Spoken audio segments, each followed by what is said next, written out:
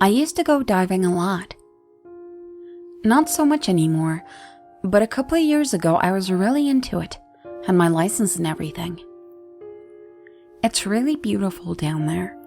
The pale patterned sand, the water washing away the distance like a blue mist, and flashes of the brightest colors you've ever seen as some fish darts in the view.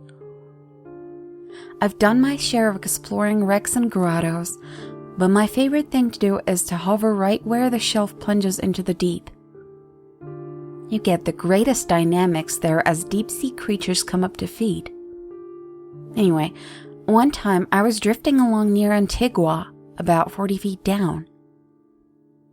I had 2 tanks with me so I could stay down for several hours. The shelf sloped off to my left and rocks and coral broke the monotony of the sand to my right.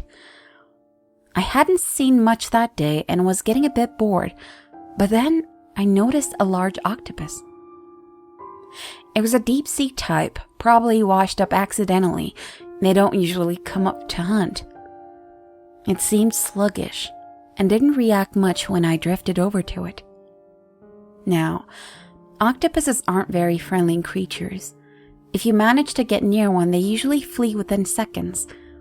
I'm sure you've seen the videos of them changing colors to match their environment. Not all species can do that, but they're all very good at hiding.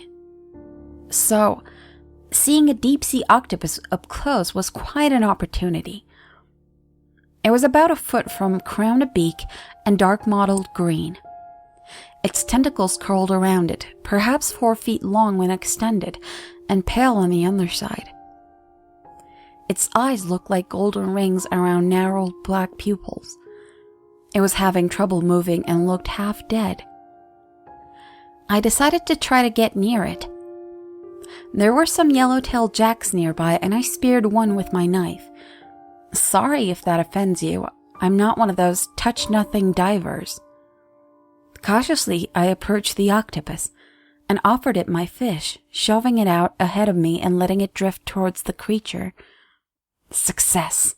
It didn't run, but lazily reached an arm out to capture the morsel. It brought it under its beak and began to devour it. I drifted closer, trying to acclimate it to my presence. Over maybe half an hour or so, it became more lively and used to my presence. Apparently I had bought its tolerance with my offering, and it even began to play a little bit, darting away from me and then back. I had a stick with me that I used to test holes in mud and such, and it occurred to me that maybe I could teach it to play fetch. I brought the stick out and waved it until it seemed like I had its attention, and then threw the stick out sideways. It didn't go very far underwater, of course, but the octopus went after it and grabbed hold of it with its tentacles. It didn't seem inclined to return it to me, though, so I swam closer. It was waving the stick at me, and then it tossed it out to the side. It was copying me. I retrieved the stick, and then an interesting idea came to my head. Next to us was a large flat rock covered in half an inch of mud and detritus. Careful not to disturb the layers, I took the stick and slowly drew a crude figure of a man. 2 legs, 2 arms, and a round head coming off a central cylinder. The octopus seemed to be watching with interest. I tossed it the stick, and it caught it easily. It sat there toying with it, and for a few moments I thought my expectations had been too high. But then it reached out with the stick and began tracing its own mark in the mud. It was even cruder than mine, to be sure, but clearly a drawing. However, the proportions were all wrong. It had fused the head and the body into one ball, and there were too many legs. I was just happy it was copying me. I'd heard octopuses were smart, but this was really something. But then, it hit me like a freezing wave. The octopus wasn't copying my drawing. It was drawing itself. The implications for this were huge. If I'd had a video camera then, I would be famous today. The only other animal I'm aware of that's capable of the imagination and self-awareness to do something like that is the ape, first cousin to humans. That the ancient octopus, without so much as a spinal column, had the mental capacity for such a feat would surely have turned biology on its head. However, I didn't have a camera, and the scientists I've told my story greeted it with understandable skepticism. I would put all my time into trying to prove it myself, but I just can't bring myself to go diving anymore. Anyway, once the realization struck, I got excited. The octopus passed the stick back, and I began drawing other sea creatures in common sights. We kept on for maybe an hour, and the octopus contributed as much as I. It even drew something I took to be a crude figure of a submarine, with a con tower, propeller screw, and even torpedo holes. Finally, the octopus led me to the other side of the rock, a blank canvas. Far down in the corner, it again drew itself and then me. These figures were very small, maybe an inch or two tall. Then, painstakingly, it went to work on a much larger drawing. At first, I thought it was a whale, but whales are roughly of the size with submarines, so it didn't seem to justify the scale. Furthermore, the proportions were all wrong. This seemed like something more humped and compact, almost as if it were upright rather than aquiline. It had weird bits sticking out of it that didn't seem like fins. I couldn't place it. An oil platform, maybe. No, the lines were too natural, and an octopus wouldn't know what the top of a platform looks like. When the drawing was done, we both sat and looked at it for a while. I took the stick back from the octopus and circled the drawing of us, and then drew a line to the thing. I'm not sure if the octopus picked up on my confusion, because it just sort of sat there for a while. It didn't try to take the stick back, and then it started swimming away. I followed it at a distance. It seemed to be keeping pace, leading me on. Then it turned and shot out into the deep area of the shelf. I was a good way through my second tank and wasn't supposed to go any deeper, so I had to let it go. It stopped once to watch me, and then darted off, dissolving into the dark blue depths. I looked after it for a few minutes to see if it would return, but there was nothing, so I started watching the other fish and making my way slowly back to the boat. Then, suddenly, there was a low thrumming sound all around me. It wasn't very loud, but it was big, as if it came from the ocean floor itself. I've heard of underwater eruptions, but I've never been in one, and I wondered if I was about to be. But this didn't sound like anything natural.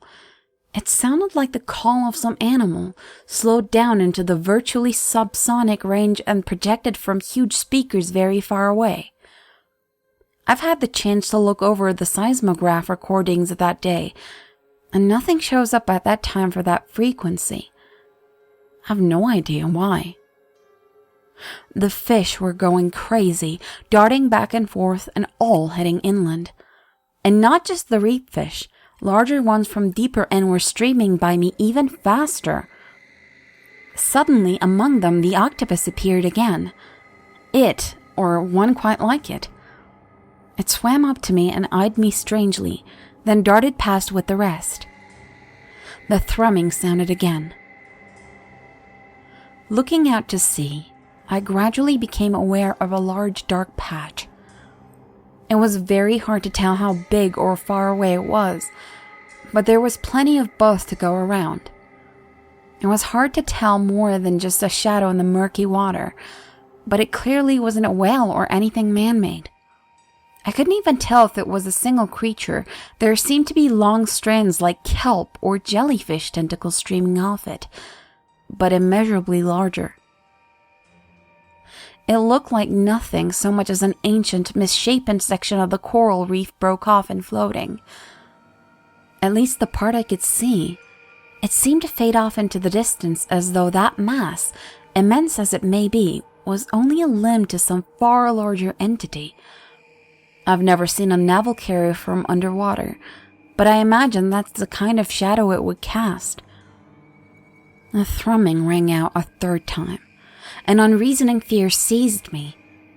I didn't appear to be in danger, though the thing was vaster than anything I've seen. It was too far to reach me quickly, and it seemed like it wouldn't fit into the shallows anyway. Nevertheless, I was gripped by the feeling that if I didn't get away as fast as I could, I would be dragged down into the abyss and consumed. I could feel the very water itself drawing me down into that black maw. Heedless of the depth or my equipment, I surged upwards. As I rose, of course I began cramping, but I clawed my way up anyway. I was still far from the boat. When I broke the surface, I could barely move. I had to keep my mouthpiece in because I couldn't keep my mouth above water.